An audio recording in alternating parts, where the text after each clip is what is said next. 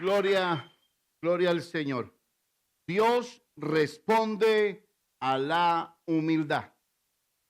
Dios responde a la humildad. Es el título de la prédica de hoy. El nombre de Fred Nobel salió a la luz por una información equivocada. El periódico de ese entonces decía que Fred había muerto, pero no había sido Fred, había sido su hermano. El titular decía: el creador o el inventor de la dinamita había muerto. Fred Nobel, se sintió muy preocupado y quiso darle a pensar a la humanidad que era doloroso para él que lo recordaran como el creador de la dinamita, como el creador de un hombre, de algo que podía destruir a la humanidad. Este hombre quiso corregir esto y entonces prometió que todo su testamento, toda su fortuna después de que muriera, la iba a donar a aquellos hombres que crearan un beneficio o un invento a la humanidad. De ahí en adelante, el mundo le respondió de una forma muy especial al creador de la dinamita. El corazón contrito y humillado no lo desprecia el Señor. La Biblia nos dice a nosotros que Dios mira de lejos al orgulloso, pero que acerca al que tiene un corazón humilde. ¿Cómo responderá Dios a aquellos que presentan una actitud de humildad en su corazón? ¿Cómo responderá Dios a aquellos que presentan, que quieren, que desarrollan, que son intencionales en buscar la humildad? Partamos en esta mañana de un versículo que me llama la atención, de un hombre que buscó tener humildad en su corazón y que tal vez esa humildad pudo haber nacido en un corazón arrepentido, en un corazón que había violado los mandamientos del Señor, en un corazón que había decidido en un momento de su vida no obedecer a Dios y cometió una locura. La Biblia nos dice que este hombre pudo expresar desde el arrepentimiento de su corazón algo que Dios no puede poner a un lado, algo que Dios no puede rechazar, y es la humildad de un corazón que quiere arrepentirse. Vaya conmigo al libro de Salmos, capítulo 51, versículo 10, y allí encontramos una gran petición del rey David. Algo que nace y solo nace de un corazón humilde. ¿Ha tomado usted las oraciones de estos hombres y mujeres que fueron transformados por Dios para hacer de estos versículos sus oraciones personales? Déjeme decirle que yo practico mucho esto. En mis devocionales, en mi intimidad con el Señor, me gusta mucho observar la vida del rey David. Porque si alguien en la vida, en la Biblia, tenía un corazón humilde, era el rey David. Ese corazón humilde lo llevaba a confesar su pecado y lo llevaba a no apartarse del Señor. Mire la categoría de la petición que David hace en este versículo. Léalo conmigo a la voz de tres. 1, 2 y 3. Crea en mí, oh Dios, un corazón limpio y renueva un espíritu recto dentro de mí. Quisiera repetirlo conmigo de nuevo. 1, 2 y 3. Crea en mí, oh Dios, un corazón limpio y renueva un espíritu recto dentro de mí. Y es que reconocer nuestro pecado, o para reconocer nuestro pecado, necesitamos ser humildes. Y si David tenía una característica muy especial, era que David reconocía su pecado con mucha humildad. Y ese sería el primer punto de esta mañana. David fue humilde aún en la soberbia de sus errores. David fue humilde aún en la soberbia de sus errores. El rey David tenía muchas oportunidades y muchas razones para ser un hombre soberbio en su corazón. Había derribado gigantes, había conquistado reinos, había hecho de Israel una nación próspera y poderosa. David tenía razones suficientes para ser soberbio en su corazón. Pero es que la vida de David, del rey David, no fue nada sencilla. Dios había colocado propósito y llamado en el rey David, pero esos propósitos y llamados en los caminos del Señor muchas veces no son fáciles, son difíciles. Muchas veces no son rectos, muchas veces tienen obstáculos en la vida. El rey David nos enseña que a pesar de los momentos difíciles en el llamado del Señor, nosotros, al igual que él, podemos aprender a confiar en Dios, porque Dios no desampara a nadie, ni defrauda a nadie, sino que al contrario, cumple sus promesas. Cuando usted mira en la Biblia y abre la Biblia en el libro de Salmos, se va a encontrar una biografía muy especial del rey David. Va a encontrar momentos de dolor, momentos de angustia, momentos de desesperanza, pero también va a encontrar momentos de victoria, momentos de alegría y momentos donde él pasa por el valle de la sombra y Dios extiende su mano. Momentos en los cuales se siente solo, pero Dios es su mejor compañía. Momentos en los cuales ha perdido la esperanza porque no ve ninguna posibilidad de tener victoria, mas sin embargo Dios lo asombra. Momentos de oscuridad. Dios, ese Dios especialista en mirar cosas especiales cuando nosotros estamos pasando por momentos oscuros y difíciles.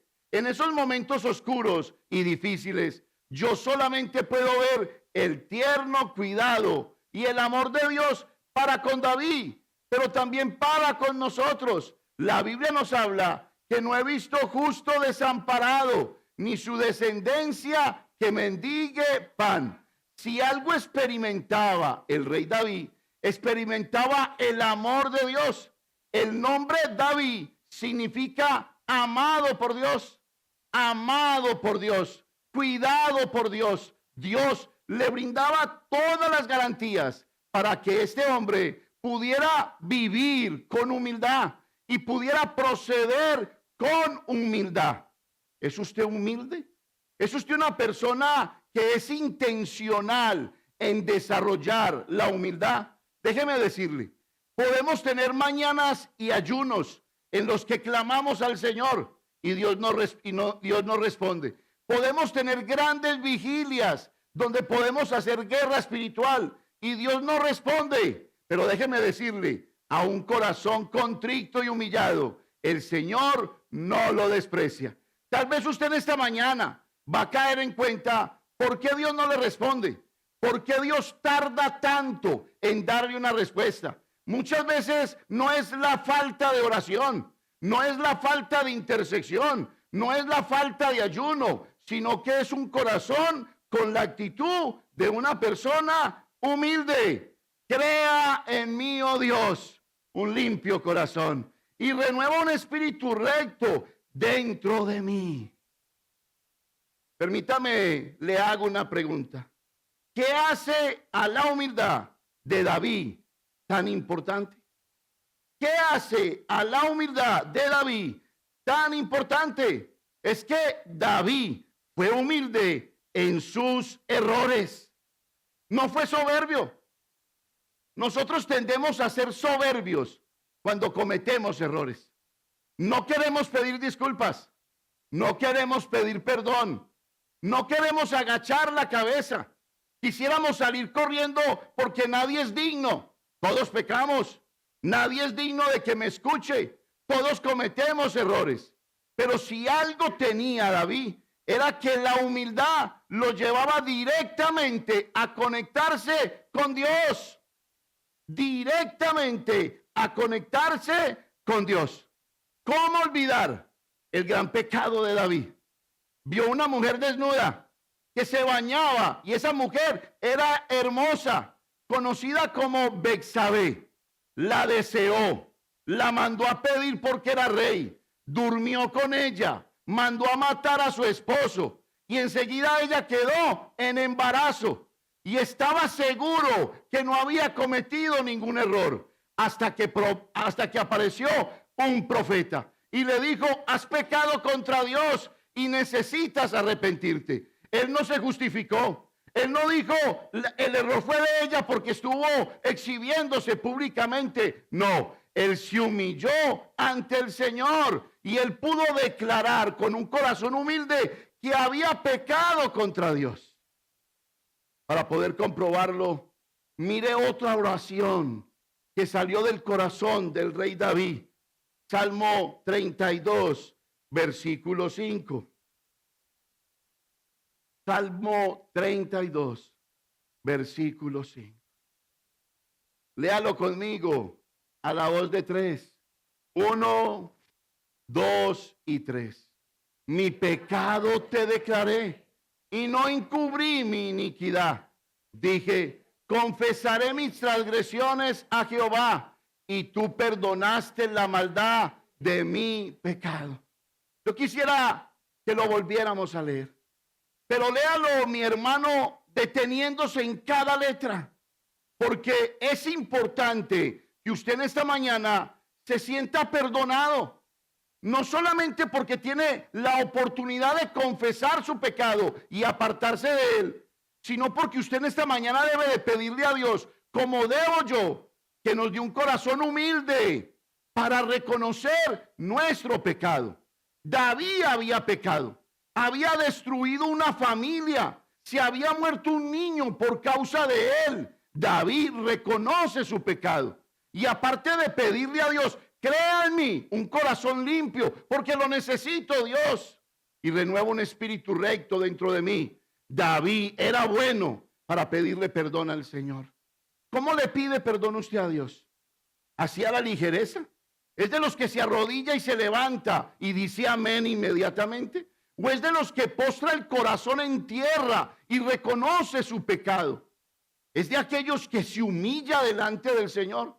Porque mire lo que dice David: mi pecado te declaré y no encubrí mi iniquidad. Todo te lo conté con pelos y detalles. Te dije, Dios, qué fue lo que yo hice. Yo sé, Dios, que tú estabas allí, pero te voy a declarar mi pecado. Te voy a decir que no quiero encubrir mi iniquidad, la maldad de mi corazón. ¿Qué dice la segunda porción? Confesaré mis transgresiones. ¿A quién se las confesaré? A Jehová. Y tú, después de confesar, dice: y tú perdonaste la maldad de mi pecado. Y es que el hombre humilde, escuche esto, y es que la humildad implica tener un sentido realista de uno mismo. Una actitud de humildad implica tener una actitud realista de uno mismo. ¿Qué quiere decir eso? Que una persona humilde identifica claramente que no tiene paz para con Dios. Una persona humilde identifica claramente que se está alejando poco a poco de Dios. Una persona humilde identifica con toda claridad que su boca ya no es de Dios, es del mundo. Que su corazón ya no es de Dios, es del mundo. Esta característica, esta virtud, nos ayuda a mirarnos por dentro. No solamente a mirarnos a nosotros, sino también a mirar a los demás, a comprender al soberbio que no tiene a Dios, a comprender al orgulloso que necesita un consejo divino. La humildad nos ayuda a entender quiénes no tienen a Dios y quiénes sí están luchando por conocer a Dios. Porque hay hermanitos que quieren conocer a Dios, pero les cuesta. Y hay veces la falta de humildad en nuestro corazón nos hace ver que son pecadores, que no son dignos, que no quieren nada con Dios, que las consecuencias que tienen en ese momento se las merecen. Déjeme decirle, mi hermano, usted y yo nos merecíamos todas las consecuencias del mundo, pero gloria a Dios por Cristo, porque todo el pecado nuestro cayó sobre los hombros de Cristo. Y ya no hay condenación para los que están en Cristo Jesús, Señor nuestro. Adórelo. La persona humilde no se considera mayor a los demás. La persona humilde no se considera más importante que los demás. Una persona humilde reconoce sus propias limitaciones y errores. Es aquella que aprende de los demás y es aquella que muestra gratitud por las bendiciones recibidas. Gratitud por las bendiciones recibidas. ¿Qué hubiera pasado? ¿Qué hubiera pasado si David no acepta la corrección? Si David no se arrepiente, ¿qué hubiera pasado? Permítame trasladar la pregunta a su corazón. ¿Qué le sucede a usted? ¿Y qué me sucede a mí cuando yo no acepto la reprensión de Dios? Cuando no acepto el consejo de Dios.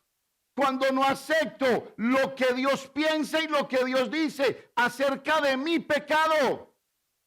Proverbios lo dice de esta manera.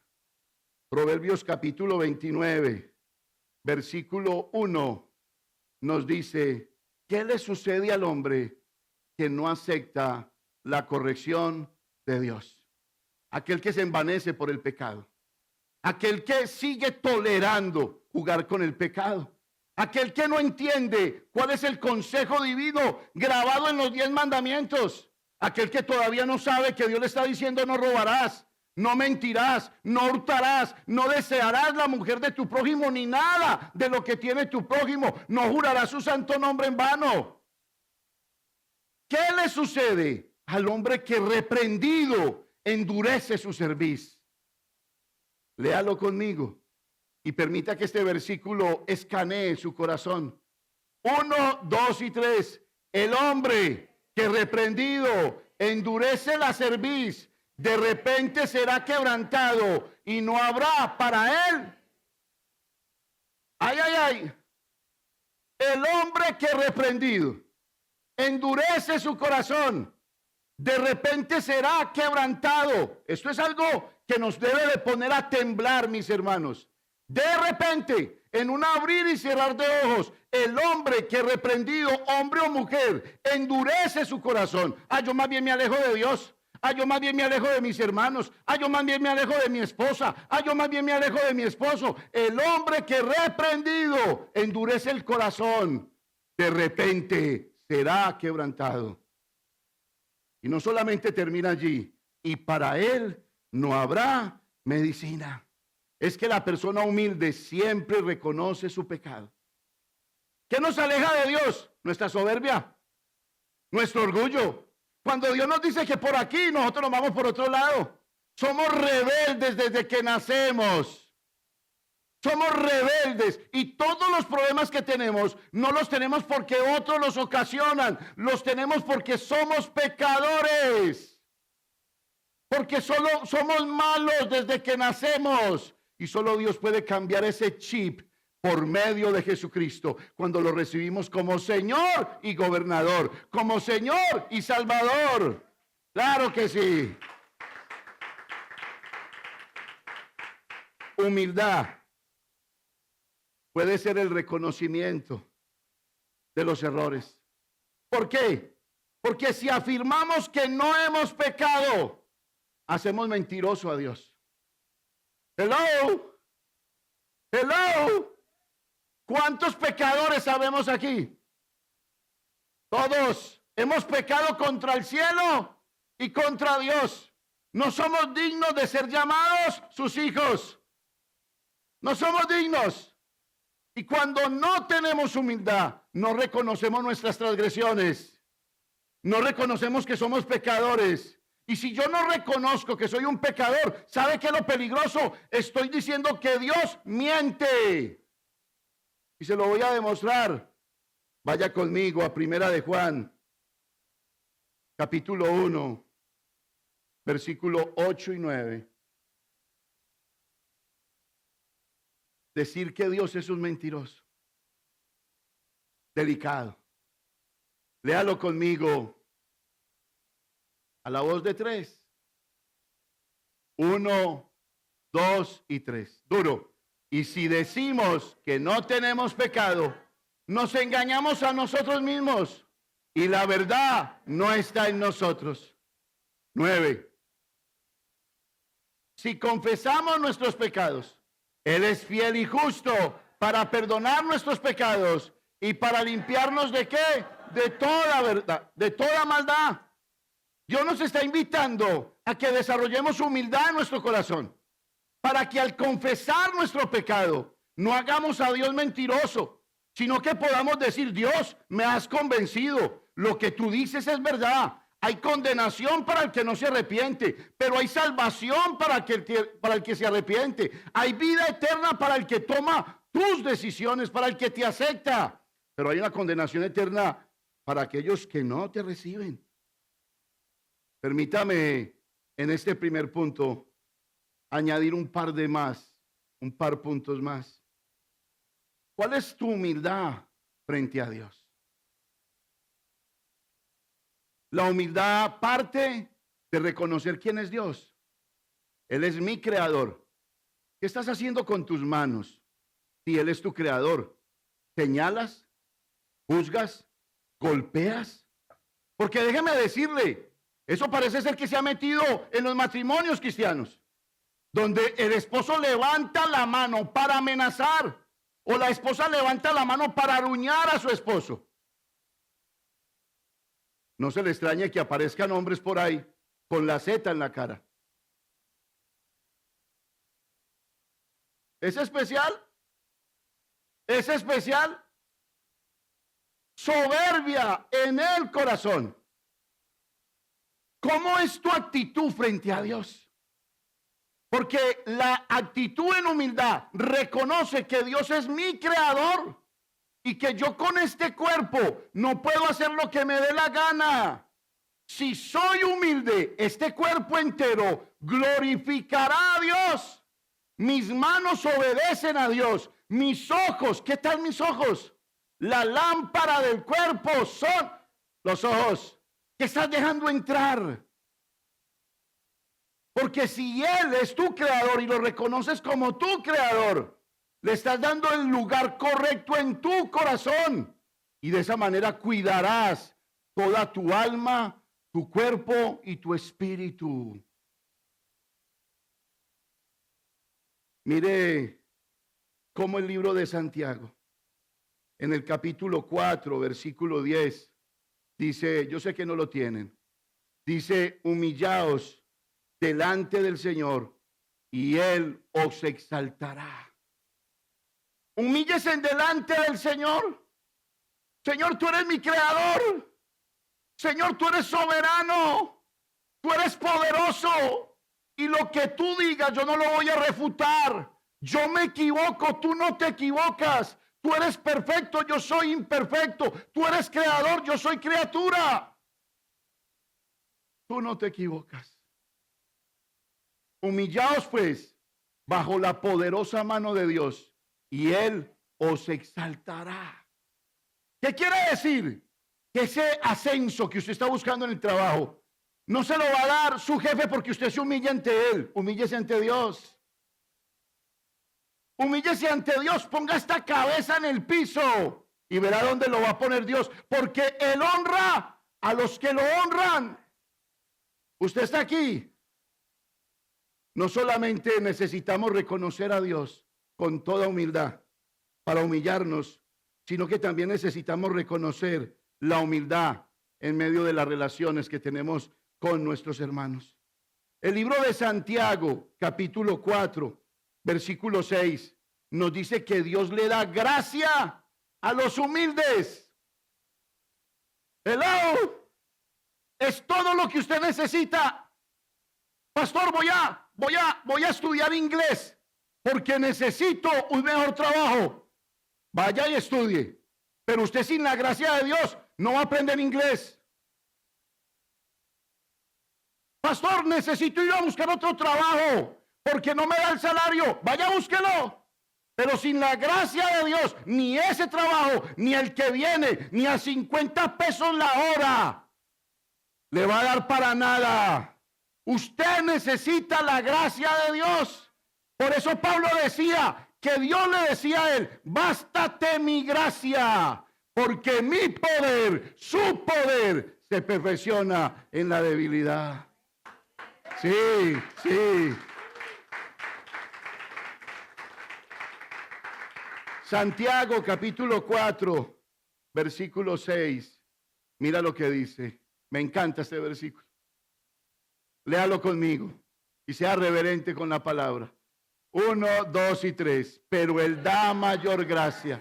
Por esto dice: Dios resiste a los soberbios y da gracia a los humildes. ¿Usted está aquí? Dios da gracia a los humildes. Por eso usted ve hermanos, y yo me quedo aterrado, que trabajan menos y ganan más. No hablan inglés y tienen un trabajo donde uno dice: ¿y este man quién lo puso aquí? Gracia del cielo. Y hay hermanos que la voltean. Y yo los entiendo, porque luchar con esta carne no es nada fácil. Pero si este versículo se mete en nuestro corazón, entendemos que Dios es el que abre puertas, que Dios es el que bendice. Yo no lo estoy mandando a vagar ni a no trabajar. Usted sabe que yo soy un trabajador de pura cepa. Pero le voy a decir una cosa: por más trabajador que sea, si no cuento con la gracia de Dios, me va a dar gripa, me va a dar cáncer, me va a dar 1.000.000 de cosas y no voy a poder hacer nada. Pero cuando yo dependo de la gracia de Dios, esa gracia hace que el tiempo haga así, que el dinero haga así. Eso es lo que Dios hace. Pero Él da mayor gracia. ¿A quién? A los humildes. Por eso hay muchos que les llega la salud de una forma milagrosa. Hay muchos que les llega la provisión de una forma milagrosa y usted dice: ¿y este qué? ¿Y este qué? Tan raro este man. Esta persona es rara, casi no trabaja o trabaja 8 horas y uno ve todas las responsabilidades que tiene y uno no ve sino gracia sobre gracia. ¿Quién es? Dios. Dios. Yo por eso le digo, hermanos, no hagan que Dios gire alrededor de sus cosas, sino sus cosas alrededor de Dios. Y ahí es donde viene gracia sobre gracia. ¿Pero qué es la gracia? Y a mí me encanta esa definición de Nancy DeMoss, de Aviva Nuestros Corazones. La gracia de Dios son las riquezas, son las herramientas, son las oportunidades escondidas en Cristo Jesús para toda temporada de nuestra vida. Está pasando por un divorcio, hay provisión para usted. Está pasando por una quiebra, hay provisión para usted. Está pasando por ansiedad y depresión, hay provisión para usted. Usted está aquí. La importancia de la humildad. La humildad nos acerca a Dios. Es impactante que la humildad, algo tan sencillo, nos acerque a Dios. Hacen que los demás conozcan a Dios. David nos inspiraba a buscar a Dios por medio de su humildad. Y no solamente por su humildad, sino por sus debilidades. Escúchelo, una persona débil, con limitaciones como el rey David, ¿podía luchar contra el gigante? No. ¿Podía vencer ejércitos? No. Pero él sabía que en sus debilidades Dios iba a ser poderoso. Entonces mis debilidades debieran de producir en mí humildad en mi corazón. ¿Por qué? Porque no dependo de mi destreza, ni dependo de mis fuerzas, sino que dependo de Dios. Un corazón humilde siempre dice: Señor, yo dependo de ti. Mi vida está en ti. La humildad hace fuerte nuestras debilidades porque nos ubica debajo del que todo lo puede. No se le olvide eso. La humildad nos ubica debajo del que todo lo puede. Pero hay algo, mis hermanos, que estorba la humildad. Y es la infidelidad. Y no voy a hablar de matrimonios, porque la palabra infidelidad parece ser que se acopla o se acuña mucho cuando hablamos de matrimonios. Pero permítame en esta mañana hablar de la infidelidad a los mandamientos del Señor. Permítame hablar en esta mañana a la infidelidad, a las enseñanzas de nuestros padres, a las enseñanzas de nuestros líderes. Hoy en día se critican más los líderes que las enseñanzas que se reciben. Hoy en día se llenan más las iglesias de personas que señalan el liderazgo de una iglesia, que en vez de tomar las enseñanzas y ponerlas en el corazón. Hoy en día sucede mucho eso. ¿Usted recuerda a su papá? ¿Recuerda a su mamá? Hoy es Día de la Madre.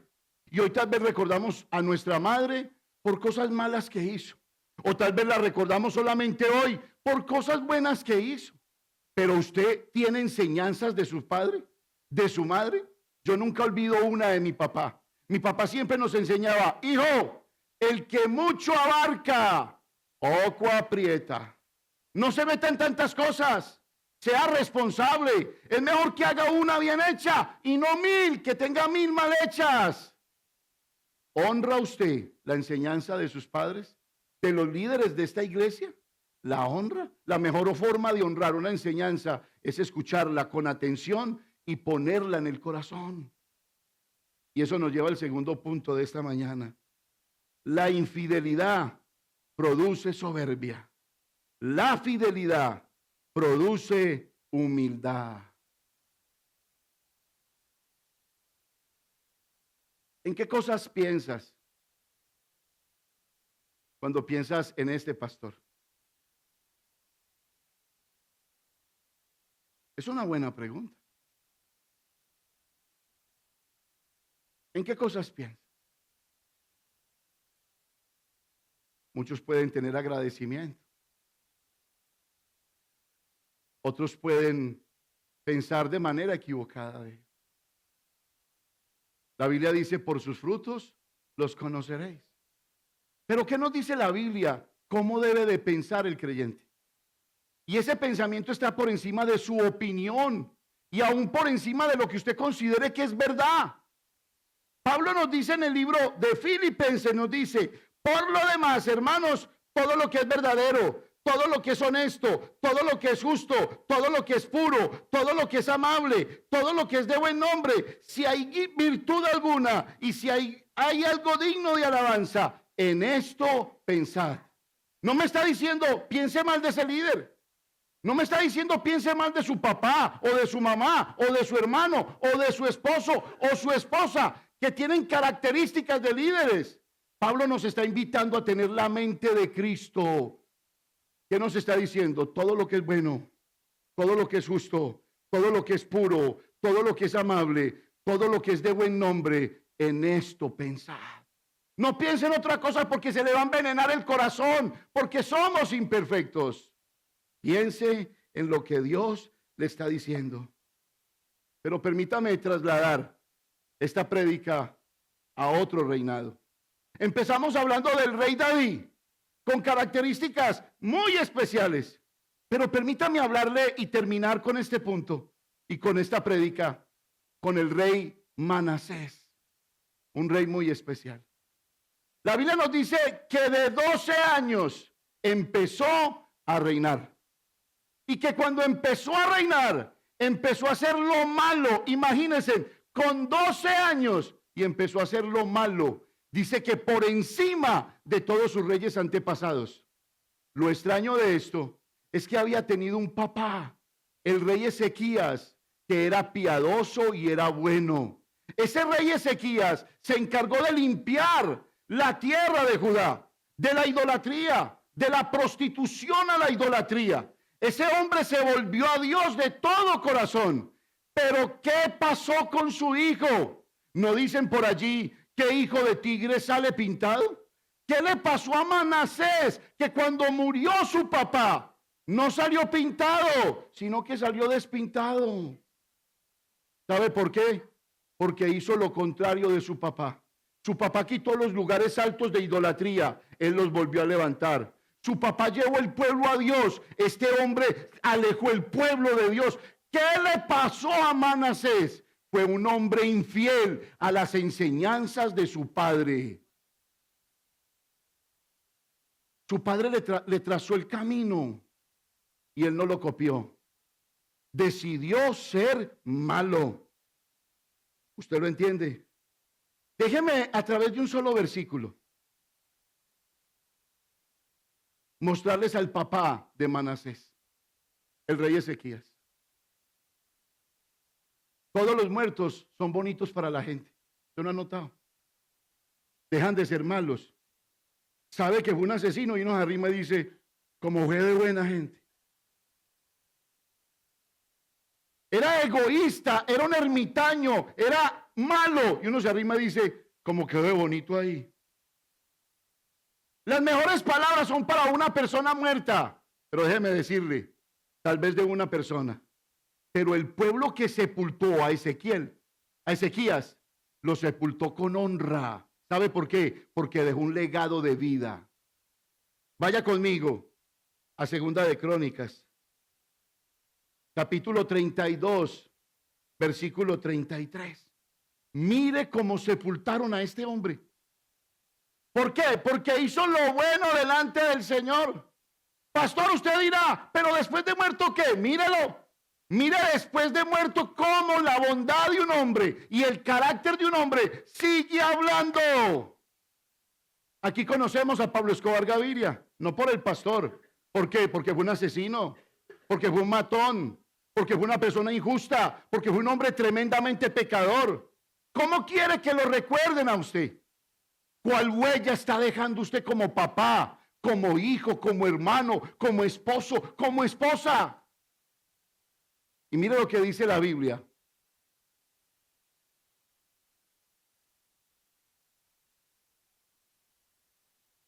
Uno, dos y tres. Y durmió Ezequías con sus padres y lo sepultaron en el lugar más prominente de los sepulcros de los hijos de David, honrándole en su muerte todo Judá y todo Jerusalén, y reinó en su lugar Manasés, su hijo. ¿Usted está aquí? Manasés, su hijo. Dice la Biblia que nosotros debemos de ser como Cristo. Pablo decía, sean imitadores de mí, porque yo soy de Cristo. Y cualquiera que sea cristiano, que se llame ser cristiano, debe de tener un solo código de ética, y es vivir como Cristo vivió en este mundo. Suena duro, pero si usted no tiene el Espíritu Santo, es imposible. Pero cuando usted lo tiene, sus imperfecciones son llevadas a la perfección. Hay arrepentimiento, hay cambio en el corazón, hay nuevos comienzos. Sus nuevos comienzos empiezan en Dios. En Dios. Este rey fue un rey infiel, que no siguió la ruta de su padre, que no quiso obedecer los mandamientos del Señor. ¿Qué le pasa a una persona que no obedece a Dios? Le pasa lo que le pasó a este rey. Le vino de parte de Dios un llamado de atención, donde le dijo, usted por causa suya me desvió a este pueblo, usted prostituyó a este pueblo, usted dejó de hacer lo que su padre venía haciendo y por tanto usted tiene un veredicto. Vaya conmigo al libro de Crónicas. Y antes de hablar del veredicto que le llegó a este rey, hablemos de una palabra clave: humildad. Humillarse. Los versículos que vamos a leer nos muestran dos historias, el antes y el después. Gloria a Dios, porque solo Dios puede hacer las cosas nuevas, un antes y un después. Y eso le pasó al rey Manasés. Cuando se humilló delante del Señor, el Señor lo liberó. Lo liberó. Segunda de Crónicas 33, 18 y 19. Los demás hechos de Manasés y su oración a su Dios. ¿A quién? Me encanta eso. A su Dios. Es que antes no era su Dios. ¿Quién puede decir que con rebeldía ese es el Dios de su corazón? Ninguno. Es que se humilló y después de que se humilló es su Dios. Siga leyéndolo conmigo. Los demás hechos de Manasés y su oración a su Dios y las palabras de los videntes que le hablaron en nombre de Jehová, el Dios de Israel. He aquí todo está escrito en las actas de los reyes de Israel, 19. Y mire lo que viene.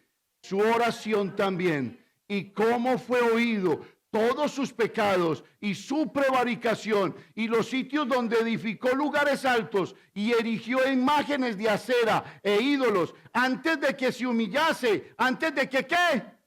Se humillase. He aquí, estas cosas están escritas en las palabras de los videntes.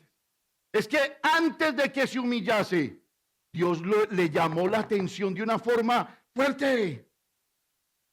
Fuerte. Usted sabe y yo sé que estamos violando principios del Señor. Permita a Dios hoy que el consejo de esta palabra transforme su corazón como debe de transformar el mío. Permítame enseñarle en esta mañana qué fue lo que le pasó a Manasés antes de ser humilde y antes de humillarse delante del Señor. Segunda de Reyes, capítulo 21, y deleites en lo que vamos a leer. Segunda de Reyes, capítulo 21. Arranquemos desde el 1. Léalo conmigo y usted solo se va a deleitar. 1. Déjeme, yo tomo agüita porque yo necesito agüita leyendo esta palabra. 1, 2 y 3. De 12 años era Manasés cuando comenzó a reinar. Y reinó en Jerusalén 55 años. Y el nombre de su madre fue Epsiba. E hizo lo malo ante los ojos de Jehová. Vamos, iglesia. Según las abominaciones de las naciones que Jehová había echado delante de los hijos de Israel. Porque volvió a edificar los lugares altos que Ezequías su padre había derribado. Y levantó altares a Baal. E hizo una imagen de acera. Siga.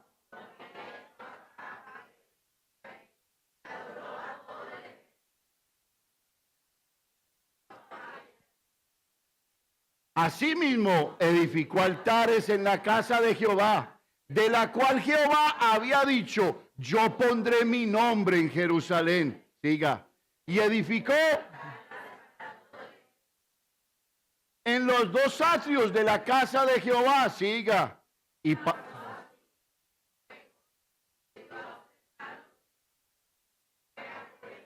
E instituyó encantadores y adivinos, multiplicando así el hacer lo malo ante los ojos de Jehová para provocarlo a ira. Imagínense, siga.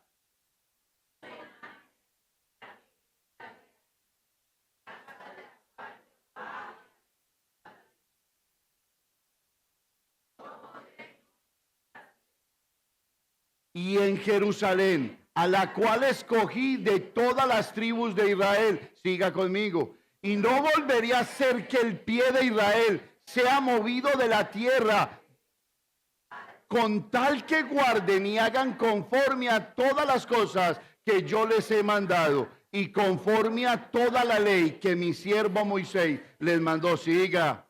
Mas ellos y Manasés los indujo a que hiciesen más mal que las naciones que Jehová destruyó delante de los hijos de Israel. 10.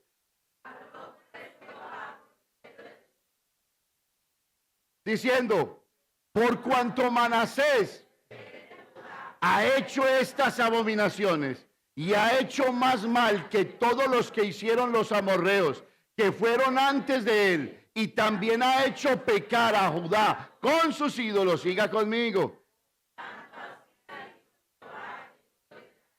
He aquí yo traigo tal mal sobre Jerusalén y sobre Judá, que al que lo oyere le retiñarán ambos oídos. Wow. 13. y extenderé sobre Jerusalén el cordel de Samaria y la plomada de la casa de Acab, y limpiaré a Jerusalén como se limpia un plato que se friega y se vuelve boca abajo. Wow, 14.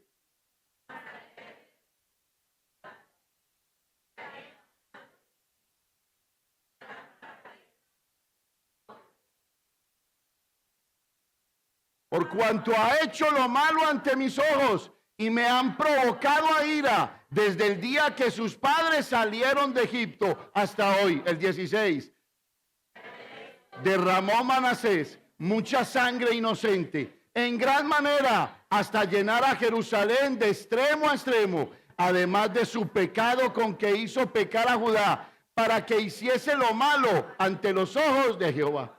Malo, perverso era este rey. ¿Qué dijo Dios? Lo voy a castigar porque este no se arrepiente.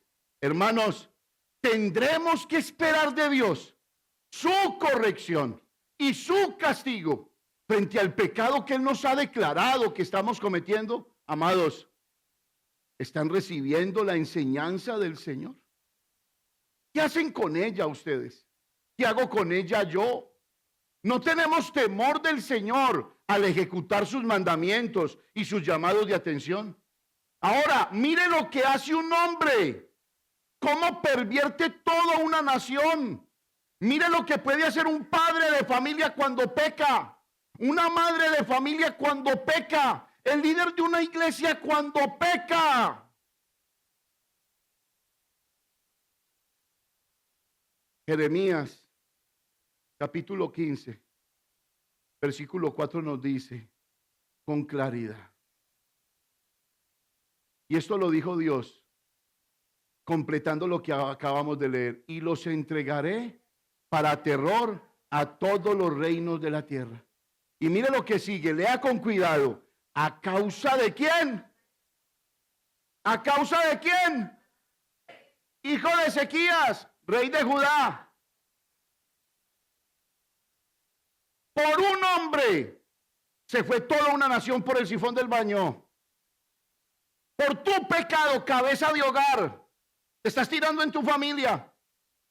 Por tu cabeza, mujer de Dios, te estás tirando en tu familia. Por causa de Manasés, Dios trajo terror. Hay razones para arrepentirnos. Y tenga un poquito de paciencia y déjeme terminar con este tercer punto. ¿Cuál es el título de la prédica?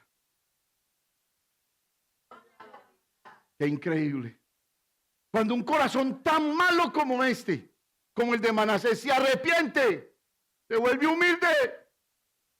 ¿Qué puede esperar Manasés de su arrepentimiento para con Dios? Misericordia, amor, gracia para él. Por eso no pelees más con tu arrepentimiento. No pelees más. Hay gente que dice, pastor, ¿y para qué me arrepiento? Para que no te vayas para el infierno. ¿Para qué me arrepiento? Para que tengas vida eterna. Pastor, usted no sabe con qué juego. Dios sí sabe. Y si te arrepientes con humildad, Dios te va a liberar. Dios responde a la humildad. A la humildad de nuestro corazón. No solo responde a la súplica desesperada, no solo responde a la intercesión de último minuto o al clamor de una guerra espiritual. Dios responde a la humildad de nuestro corazón, Y déjeme enseñarle esta frase que se me vino esta madrugada a mi corazón. Quien es humilde siempre sabe pedir. Siempre sabe orar. No se pone a tutear con Dios. Tú eres Dios allá, yo soy hombre aquí. Tú sabes que yo soy imperfecto aquí, pero tú eres perfecto allá. No. Quien es humilde sabe orarle a Dios con sabiduría. A ver. Recordemos a Salomón. ¿Cuántos se acuerdan de Salomón? Tremendo rey. Dice la Biblia que un día tuvo un sueño, póngame cuidado. Y en ese sueño se le apareció Dios. Y le dijo, Salomón, pide pídeme lo que quieras. ¿Cómo? El Dios que hizo los cielos y la tierra. Pídeme lo que quieras. Y Salomón no dijo, vea, Señor, tengo unos 55 de estatura, 2 métricos. Señor, la cuenta del banco, 0 pollito rayado, tan siquiera $1.000.000. No, pídeme lo que quiera. ¿Y sabe qué hizo Salomón con un corazón de esos cristianos arrepentidos, mis hermanos? ¿Sabe cómo empieza Salomón? Empieza a decir a Dios, Dios, tú conociste a mi padre. Y con gran amor y fidelidad amaste a mi padre. ¿Y sabes por qué lo amaste, Dios? Porque mi padre era fiel contigo. ¿Sabes por qué lo amaste, Dios? Porque mi padre era transparente contigo. Contigo. Mi padre era un hombre fiel. Y tú me has hecho rey en lugar de mi padre. Y me encanta la humildad de Salomón. Le dice, tú me has hecho rey en lugar de mi padre. Y tú sabes que tengo un corazón de niño. No soy capaz de discernir el bien del mal. Qué humildad tan grande. Dame un corazón entendido. Dame sabiduría. Porque este pueblo es grande y numeroso. Dame sabiduría. Y yo creo que Dios se aterró. Porque Dios como que se levantó de su trono y le dijo, Salomón, te voy a conceder lo que me pediste, pero también te voy a conceder lo que no me pediste. Me hubieras podido pedir larga vida. Me hubieras podido pedir fama y dinero. Me hubieras podido pedir que tus enemigos yo los acabe. Pero por cuanto pediste sabiduría, te voy a dar lo que no me has pedido. Y no solamente eso, Salomón. Si me eres fiel como tu padre, si me amas como tu padre, si respetas mis mandamientos como tu padre, voy a extender los años de vida. Tremendo. Tremendo. ¿Y sabe qué hacemos los cristianos?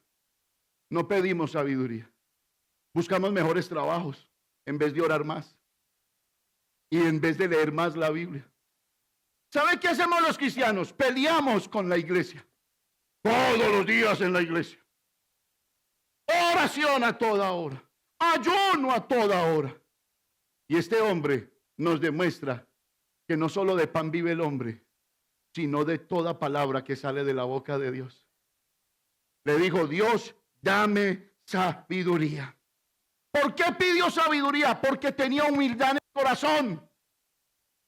Si no hubiera tenido humildad, hubiera pedido, Señor, quiero acabar con mis enemigos. Quiero que me des dinero. Ese pueblo es terco, es muy grande. Pero pidió sabiduría. ¿Pide usted sabiduría? ¿O sigue embotado en los afanes de este mundo? El Señor le agradó lo que pidió Salomón. Te concederé lo que has pedido y lo que no has pedido también. Dios responde a la humildad. Pero ¿se acuerdan de Manasés? ¿Qué pasó con Manasés? Si Dios respondió a la humildad de Salomón pidiéndole a Dios, ¿cómo Dios le respondió a Manasés después de que se arrepintió? Vamos para que terminemos. Segunda de Crónicas, capítulo 33. Y quiero resaltar 3 puntos dentro de esos 3 puntos. No se canse. Acuérdese, sea fiel a las enseñanzas del Señor. Segunda de Crónicas 33, 10, 17. Permítame repetirle estos 3 puntos para terminar. La angustia es amiga de la oración. La oración es el puente a la restauración. Y ya lo vamos a ver. 2. La historia de este rey nos muestra que Dios tiene grandes comienzos para nosotros. Y tercero, Manasés lucha por restaurar todo lo que arruinó. Todo lo que arruinó. ¿Lucha usted por el amor de su esposa y de su esposo? ¿Trata de restaurar usted esa relación?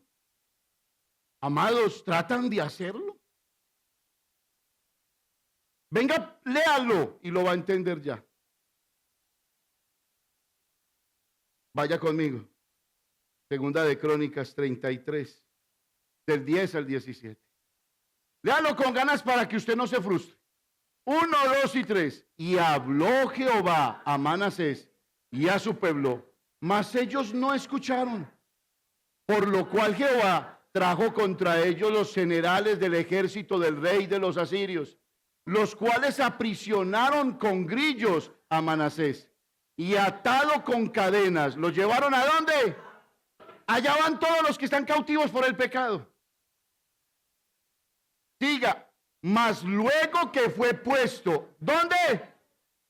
Lea con inteligencia, mas luego que fue puesto ¿en qué? Gloria a Dios por las angustias. Luego oró a Jehová. ¿Quién? Su Dios. Lo hizo personal. Es que cuando Dios es mi Dios personal, tengo un Padre en los cielos. Cuando no es personal, tengo un Creador en los cielos. Mas luego que fue puesto en angustias, las que no queremos. No queremos pasar por angustia, ¿cierto que sí? ¿Quién? Nadie. Pero allí en angustia oró a Jehová su Dios. ¿Y qué hizo? Humildad. Humillado grandemente en la presencia de ¿quién? Ahora sí era el Dios de sus padres. Humillado en la presencia del Dios de sus padres. Y mire la joya que viene en el 13. Y habiendo orado a él, fue atendido, pues Dios oyó su oración y lo restauró a Jerusalén, a su reino. Entonces reconoció Manasés que Jehová era ¿quién? Dios. Dios. La angustia es amiga de la oración. Pero aquí parece que no hubieran personas angustiadas. No, hay que ver un culto de oración. Siempre viene Pepe, Pepita y Margarita. Los demás están en victoria. Los demás no tienen angustia. Los demás cuando se angustian buscan otras reflexiones. Buscan cómo abrir esa olla pitadora en otro lugar. Se van para un parque y gritan. Se van para el trabajo y 16 horas de trabajo. Pero este hombre oró a Jehová su Dios desde su corazón. ¿Y qué dice la Biblia? Y Dios lo escuchó. La oración es amiga de la angustia. La angustia es amiga de la oración. ¿Qué haces cuando te angustias? ¿Qué haces? ¿Llamas a tus mejores amigos? ¿Llamas a tus pastores para ponerle más carga? ¿Por qué no oras? ¿Sabes por qué no oras? Porque ese que está en los cielos no es todavía tu Dios.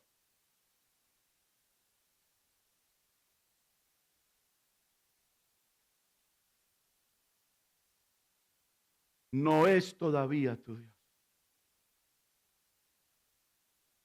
Dios se conmovió con su ruego, porque Dios responde a la humildad. Cuando nos damos cuenta que debemos modificar nuestra forma de vivir y volvernos a Él, Él nunca nos rechaza. ¿Qué hizo Manasés? Dios lo humilló. ¿Y qué hizo él? Voy a modificar mi vida. Me voy a arrepentir. Voy a cambiar mi estilo de vida. Voy a tener la identidad del cielo. Voy a tener la identidad de Dios. No se puso de rebelde. Y cuando Dios ve que nosotros modificamos nuestra vida en arrepentimiento, Dios nos baña con su sangre preciosa, con su amor eterno. Y nos dice, para ti hay un nuevo comienzo. Hay un nuevo comienzo. Hay un nuevo comienzo. Por eso dice la Biblia, y cuando él se humilló, fue restaurado a su reino. ¿Su reino? ¿Cuál es tu reino? ¿Cuál es tu rey? Porque tu reino puede ser el hambre que tienes ahora o el afán que tienes de salir de aquí. Tu reino puede ser la cantidad de dinero que necesites mañana. ¿Cuál es tu rey y cuál es tu reino? Porque Dios promete que su reino es justo y verdadero y que su reino no tiene fin. Y que cuando estamos bajo ese reino somos gobernados por sus mandamientos. Y Dios lo restauró a su reino. Y me encanta porque si seguimos leyendo el 14 al 17, hay algo que hace Manasés, que empieza a restaurar todos los daños que hizo. ¿Has empezado a respetar ya a tu esposa? ¿O te habla y no le pones cuidado porque te crees más inteligente que ella? ¿O al revés? Porque ahora las escopetas, los patos le disparan a las escopetas. ¿Qué tal de esos hombres que todavía no son respetados en su casa? Que hablan y nadie les pone cuidado. Pacho sin fortuna en nuestra casa. Restaura los daños que hiciste. Los restauras. Tienes la capacidad de pedir perdón porque Dios te está diciendo, pide perdón, aunque no fueras tú el culpable o tú la culpable. Porque Manasés se arrepintió de tal manera, con tanta humildad, que dijo, yo tengo que volver a hacer lo que mi padre estaba haciendo. Después de esto, mire lo que hizo. Edificó el muro exterior de la ciudad de David, al occidente de Gihón, en el valle, a la entrada de la puerta del pescado, y amuralló Ofel, y elevó el muro muy alto, y puso capitanes de ejército en todas las ciudades fortificadas de Judá. Asimismo ¿qué hizo? Quitó los dioses ajenos y el ídolo de la casa de Jehová y todos los altares que había edificado en el monte de la casa de Jehová y en Jerusalén, y los echó fuera de la ciudad. ¡Wow! Reparó luego el altar de Jehová y sacrificó sobre él sacrificios de ofrenda de paz y de alabanza, y mandó a Judá que sirviesen a Jehová, Dios de Israel. ¡Wow! Pero el pueblo aún sacrificaba en los lugares altos, aunque lo hacía para Jehová su Dios. Terminemos con el 16, que debe de impactar nuestro corazón. Si hay un antes y si hay un después, eso lo decides tú en tu corazón. Reparó luego el altar de Jehová. Sobre ningún altar, y la pastora lo predicaba la semana pasada, va a caer fuego del cielo. Si primero no reparo el altar que he venido arruinando con mis malos comportamientos y con mis malas acciones y con mis malas decisiones. Reparó luego el altar de Jehová. ¿Y qué hizo después de que lo reparó? Sacrificó sobre él sacrificios de ofrenda, de paz y de alabanza.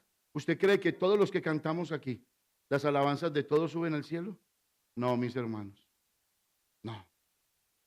Usted puede levantar las manos aquí y gritar y sajarse y hacer lo que sea, pero yo sé que aquí hay alabanzas que no suben al cielo. Usted debiera de preguntárselo. ¿Y sabe cómo se da cuenta usted? Cuando usted sale de allí y usted sigue siendo la misma persona.